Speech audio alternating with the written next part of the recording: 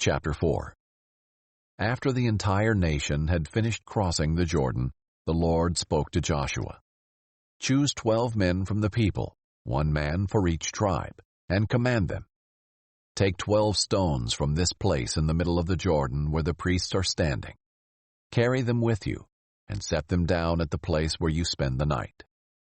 So Joshua summoned the 12 men he had selected from the Israelites, 1 man for each tribe, and said to them, Go across to the ark of the Lord your God in the middle of the Jordan. Each of you lift a stone onto his shoulder, 1 for each of the Israelite tribes, so that this will be a sign among you. In the future, when your children ask you, What do these stones mean to you? You should tell them, The water of the Jordan was cut off in front of the ark of the Lord's covenant. When it crossed the Jordan's water was cut off. Therefore, these stones will always be a memorial for the Israelites. The Israelites did just as Joshua had commanded them. The 12 men took stones from the middle of the Jordan, 1 for each of the Israelite tribes, just as the Lord had told Joshua. They carried them to the camp and set them down there. Joshua also set up 12 stones in the middle of the Jordan, where the priests who carried the Ark of the Covenant were standing. The stones are still there today.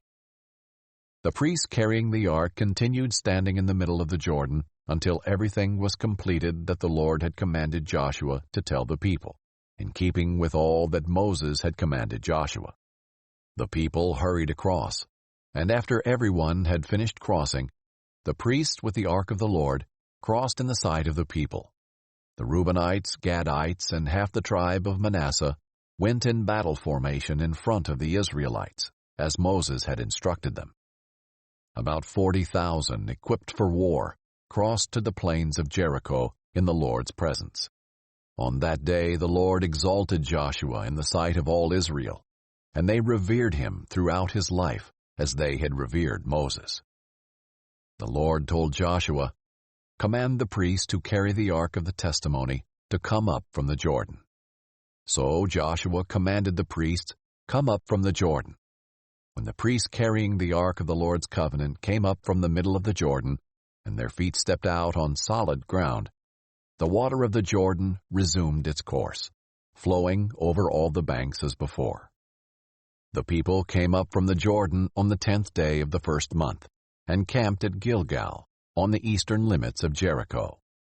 Then Joshua set up in Gilgal the 12 stones they had taken from the Jordan, and he said to the Israelites, In the future, when your children ask their fathers, What is the meaning of these stones? You should tell your children, Israel crossed the Jordan on dry ground.